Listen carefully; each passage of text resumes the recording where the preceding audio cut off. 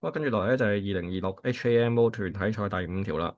咁啊，係咪咁講嘅？佢就話咧有個2-3啦，跟住有個2-1啦，係咪？然之後就話俾你聽有 K 啦，K 喺呢度啦，就 K/1。個題目咧就叫揾 K 喎。OK 啦，如果揾 K 嘅話咧，咁啊呢個咧你見到咁多比例咧，其實好明顯就係用 Vector 去計嘅，係啦，做得多都知道嘅，係用 Vector 計嘅。咁但係點樣計咧？首先咧，我哋咧就會去叻，通常我哋叻呢個位嘅，呢個位叫 A。咁啊呢個位叫 B，呢個 A 啊，呢個 B。咁我哋揾咗 AB 先，AB 又即係 AC 加 CB，所以就係負 A 加 B 啦。好啦，咁揾到之後咧，跟住咧我就用 section formula 啦。首先咧，我哋揾咗 AE 先，AE 咧就係2除5負2除5個 A，再加2除5個 B，揾到 AE。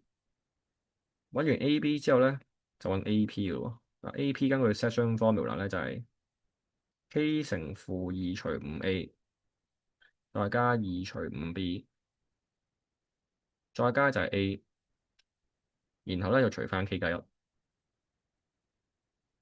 好啦，咁我哋寫好啲啦，係咪？嗱，寫好啲嘅即係誒-2K/5除 2K/1個 A 就再加啦，係咪？一分冇一樣啊嘛。個 A 咧就再加 2K/5除 2K/1個 B 啦。OK，咁揾到啦，係咪？咁然之後咧，我揾完 AP 之後咧，我就揾 AD 嘅咯喎。咁 AD 就唔難揾啦，AD。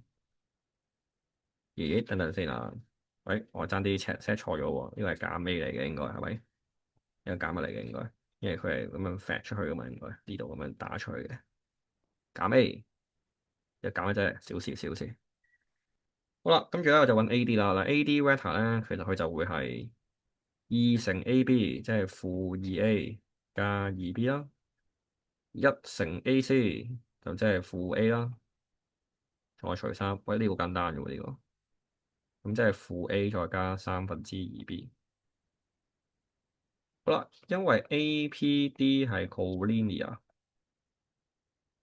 咁即係個 ratio 一樣啦。